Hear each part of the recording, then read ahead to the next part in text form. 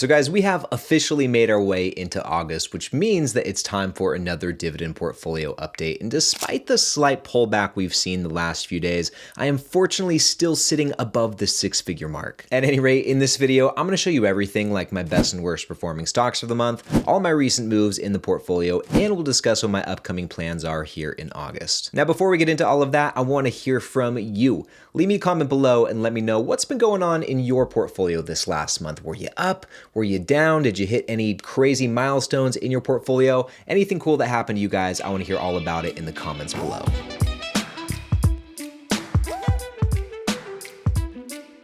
Now, getting into how my portfolio performed this last month over here on my dividend portfolio tracking spreadsheet, which you can start using for free. There is a link to download this spreadsheet in the description of the video. I hope you check it out. Now, what we're looking at here is just my main taxable brokerage account on Charles Schwab. And as we can see, it is valued at $82,431. And every single year, this one account is bringing in $2,963 of annual dividend income. So we are almost at $3K in annual income just in this one portfolio. That's pretty sweet. Now with that, guys, if we look at the breakdown of this account's returns in the last month over here using Snowball Analytics, which outside of my free spreadsheet, this is another really cool portfolio tracker I highly recommend. It has so many great bells and whistles, so many useful things for investors. I think you guys would really like this platform, and you can check it out for free. There's a link to this in the description of the video as well. At any rate, here we can see that in July, the taxable account was up 2.9%, so some pretty decent performance, and this marks the third month in a row that we saw positive performance in the taxable account. And if we scroll up just a little bit now and compare my portfolio's performance to those of the S&P 500, to the NASDAQ and SCHD, I ended up holding up pretty well against the rest of the market. I was trailing the S&P by 0.45%, trailing the NASDAQ by about 0.75%, and we outperformed SCHD by 3.5%. Now zooming out, looking at the year-to-date performance, I'm still trailing the rest of the market here. I'm trailing the S&P by 2.4%, trailing the NASDAQ by about 4%, but we are outperforming SCHD by quite a bit, by 7.3% so far this year. Zooming out once more, looking at the last 365 days, the spread between myself and the S&P looks to have narrowed over the last 365 days. I'm only trailing it by 1.7%. That's really not too crazy. But with that, the spread has widened between myself and the NASDAQ. I'm trailing the NASDAQ by 6.4%. That's pretty widespread, but we are absolutely crushing SCHD to the tune of about 14.5%. All in all, guys, I think it was a pretty solid month in the taxable account, and there were quite a handful of stocks that absolutely crushed it for me this last month, and that's what we're going to be taking a look at next.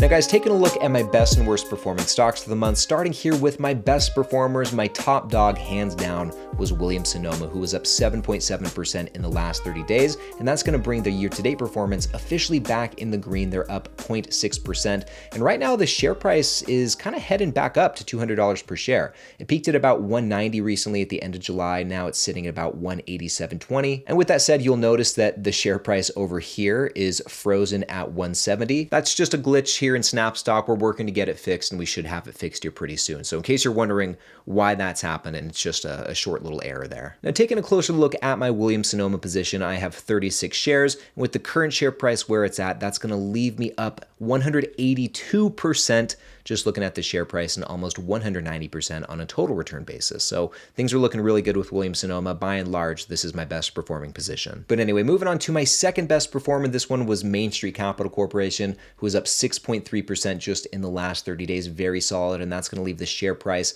at about $63.40 per share. So it's starting to get up there as well. And looking at the year-to-date performance, Main Street's just been crushing it. It's up over 10% so far in 2025. And that's going to leave my Main Street position looking really good. I have 56.25 shares, and that's going to leave me up about 56.5% just looking at the share price, and closer to 85% on a total return basis, including dividends. So that's great. This is also one of my better performing positions. I think it's number 3 behind both Williams-Sonoma and AbbVie here. But then with that, another very strong performer for me this last month was Johnson & Johnson, who saw a gain of 7%. The share price right now is in the mid 60s, mid to upper 60s. So it's definitely jumped up, and we can see it really surge right here towards the middle of the month. And this came after they reported their quarterly earnings where they beat on both the top and bottom line while raising their sales guidance for the full year. So that had a really positive impact on the share price. And looking at my returns, this last month's performance put me back in the green with Johnson & Johnson. Just looking at the share price, I'm up 5.8%, including dividends, I'm up 13.1%. But anyway, those were all of the stocks that did notably well for me this last month. And now, on the other hand, in terms of poor performing stocks, Procter & Gamble was one of my biggest losers. In the last month, the stock is down almost 6%. And looking at the year-to-date performance, it is down 7.8%. And with this drop in share price, I did start buying Procter & Gamble again for the first time in a long time. And I'm so excited about that. I'll be telling you more about my purchases in the next section of the video. But then another one of my stocks seeing another pretty big pullback this last month was Zoetis, who was down almost 8%. And their year-to-date performance is even worse. They're down 9% so far for the year. And as a lot of you guys know, I've been steadily buying more shares of Zoetis ever since I started the position back in April. I think I've dollar cost averaged into it every single week since then. And I don't plan on stopping now since the share price is getting down to like the mid 40s. So I think this is a great price to buy some Zoetis, and I'm really happy to take advantage of that. But anyway, with that, guys, my worst performer by far this last month was Starbucks, who, as we can see, is down 9.2%. And the share price very quickly went from a high of like $97 per share to where it's at now, about $85 per share. So quite a big drop, and that's going to leave the stock down about 5.9, let's call it 6% so far this year. But as far as this month goes, the poor performance came from their recent quarterly earnings where they reported a nice beat on revenue with a 4% year-over-year gain in sales. I do like to see that. But with that, they also put up a miss in earnings per share. And this was also their 6th straight quarter of declining comp sales. Not good. And if you guys caught the most recent episode of The Deep End, Ari and I actually talked about Starbucks quite a bit. In the episode, believe it or not, I did share that I was thinking about selling out of Starbucks, which has always been one of my favorite companies. I love my Starbucks. And I don't want to say too much now because my next video is going to be completely dedicated to this topic. But to be completely honest with you guys, I might have already sold out of Starbucks. I'll be telling you more about that in a few days, so stay tuned.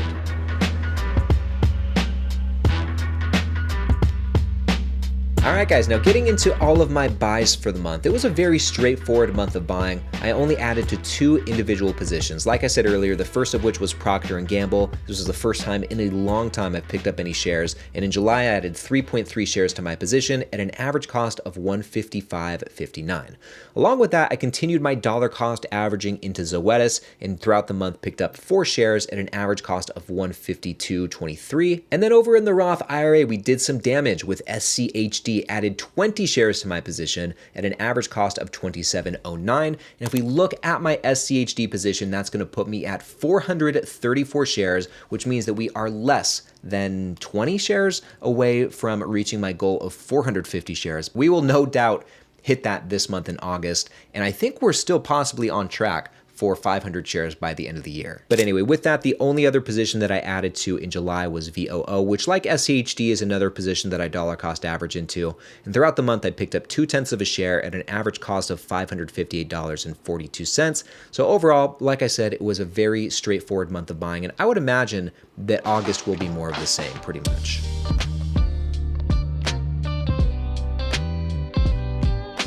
Now guys, taking a closer look here at my Roth IRA, as we can see, it is currently valued at $19,184, and every single year the Roth is bringing in $536 of dividend income. But going back to this account's current value for just a second, this is pretty flat compared to this time last month. I think at the start of July, the value in here was like $19,100. So we really only gained maybe like $85 throughout the month. But still, if we take my main taxable brokerage account, which is bringing in $2,963 of dividend income, and add that to this Roth IRA, which once again is bringing in $536 of income, that's going to bring my combined portfolio value to $101,615 and my projected annual dividend income to $3,499. Which if we compare this to the projected income from this time last month, that is a gain of $92, which seems like a very big jump. But if you caught last month's portfolio update video, then you'll remember that my spreadsheet was having issues loading the annual dividend income information,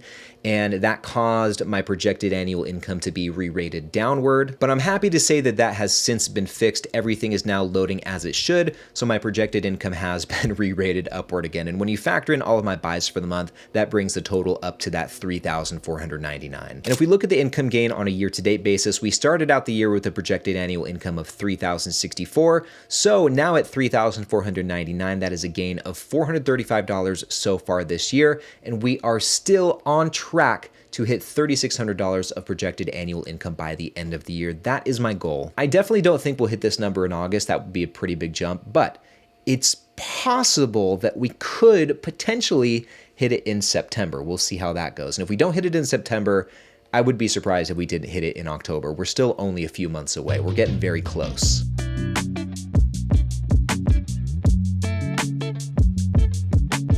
Now guys, as far as my watch list goes, I did add 2 more stocks to this list, 2 more that I definitely want to keep an eye on moving forward. The first one here is going to be Badger Meter, BMI. This is a great looking company. The snap score is 7.7. If we take a closer look at this, actually, we can see that the scores from top to bottom are really good. Very strong growth, nice profitability, debt's looking solid, dividends and buybacks, capital efficiency, all the same, all very, very strong scores. And there's no red flags with this company too, which is the cherry on top. So I think BMI is looking great. Another one that I'm keeping an eye on is WD-40, WDFC, which has a similar snap score, 7.62. Looks like a few red flags here, but the scores from top to bottom are still looking great. Very solid growth, nice profitability, debt's almost perfect, dividends and buybacks is perfect, 10 out of 10, and capital efficiency is looking really good as well. Overall, I think both of those companies are looking very solid, and I'm actually telling you more about them in this next video right over here, where I'm breaking down why they are 2 of my top dividend stocks to buy right now in the month of August. So click right over here to learn more about that, and I'll see you in the next one.